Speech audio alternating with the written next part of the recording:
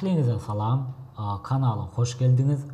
Bugünkü video sapamız birazcık failin üstünde durup geçer. Yani gizlenilen faili nädip açmaly, yani script faili nädip açmalydygyny öwreneriz. Onda näme videomuza başlaýas. Meselem getireyin. Biz flashkaya chip ulanýas ve kä halatda chipimize ýa-da flashkamyza virusun düşmegi esasında bizim flashkamyzyň içindäki maglumat yitip, yani script bolup bize görünmän bilýär.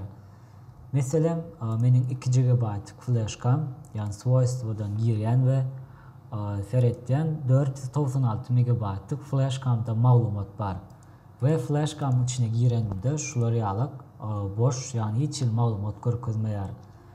Biz muňa ýalňyş düşünüp köplenç flashkany format etmek bilen bolýas. Yani elbette bu düşünçimiz näme dogry? Maglumatlar, yani flashkanyň içinde görünmeýän maglumatlar elbette durýar. Muny nädip açmaly? Muny açmak üçin ýörüte Total Commander adly programma. Bu programmadan peýdalanmaly bolýas. Yani programmaň linkini men videoň aşagynda opsiýanyada goýar. Şol ýerden ýükläp bilersiňiz. Ýükläňizden soňra programmaň kompýuteriňize gurnaýaňyz we programma girýäs.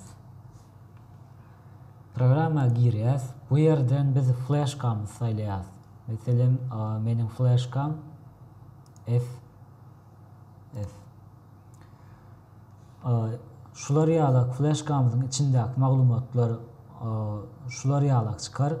Egerde hiç ilek maglumat çykmasa bu ýerden vid bölümine gelýäs, Расширение настройка gelýäs we şu ýerden показывать скрыть системный fail muny açýas.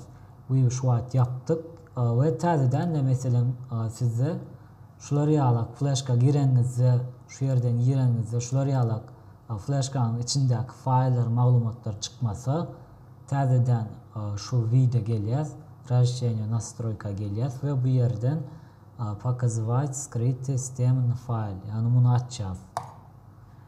Şeýle flashkamyň içindäki faillar, yani script faillar çykar maglumatymyz. Yani iki pencereden hem bu maglumatlar belleýäs.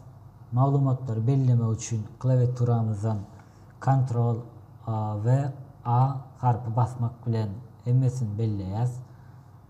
Penceremizin sağ gaplanan bolsa edil şular ýalyk edip Ctrl A düýmeni basmak bilen belleýäs. Soňra belleýänizden soňra şu izmenit attribut ýere gelýäs. Ve bu ýerden şulary bellenilen script sistemini arxiv tolka dilä çiten, yani bulary птичкасынан aýryp çykýas, yani bellemän goýýas ve OK basýas. OK basýas, şeýle bilen biziň script gizlenip ýatan file indi flashkamyzda görünür. Flashka girýäs. Görüşüňiz ýalyna şular ýalyk script file'lar şeýdip çykaryp bilersiňiz. Şeýlelik bilen bu video sapamyzyň soňuna geldik. Indiki video sapaklarymyzda görüşýänçä hoş, sag bolun.